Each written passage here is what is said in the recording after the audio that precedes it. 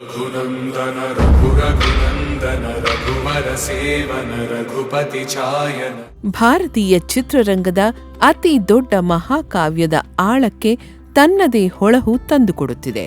ನಮಿತ್ ಮಲ್ಹೋತ್ರಾ ಮತ್ತು ಯಶ್ ಅವರ ಅದ್ಧೂರಿ ನಿರ್ಮಾಣದ ರಾಮಾಯಣ ಚಿತ್ರದ ಬಹು ನಿರೀಕ್ಷಿತ ರಾಮ ಗ್ಲಿಂಪ್ಸ್ ಇಂದು ಹನುಮಾನ್ ಜಯಂತಿಯ ಶುಭ ಸಂದರ್ಭದಲ್ಲಿ ಬಿಡುಗಡೆಯಾಗಿದೆ.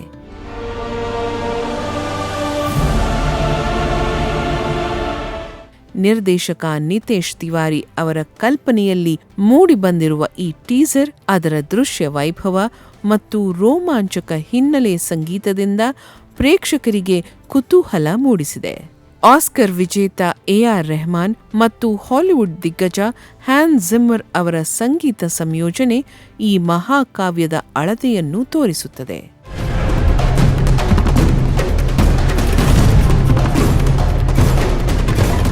ರಣಬೀರ್ ಕಪೂರ್ ಶ್ರೀರಾಮನಾಗಿ ದೈವತ್ವ ಮತ್ತು ಶಕ್ತಿಯನ್ನು ಅದ್ಭುತವಾಗಿ ಬಿಂಬಿಸಿದರೆ, ಸಾಯಿ ಪಲ್ಲವಿ ಸೀತಾ ಮತ್ತು ಕೆಜಿಎಫ್ ಸ್ಟಾರ್ ಯಶ್ ರಾವಣನ ಪಾತ್ರದಲ್ಲಿ ಕಾಣಿಸಿಕೊಂಡಿದ್ದಾರೆ. ಜೊತೆಗೆ ಸನ್ನಿ ಡಿಯೋಲ್ ಹನುಮಾನ್ ಮತ್ತು ರವಿ ದುಬೆ ಲಕ್ಷ್ಮಣನಾಗಿ ನಟಿಸಿದ್ದಾರೆ.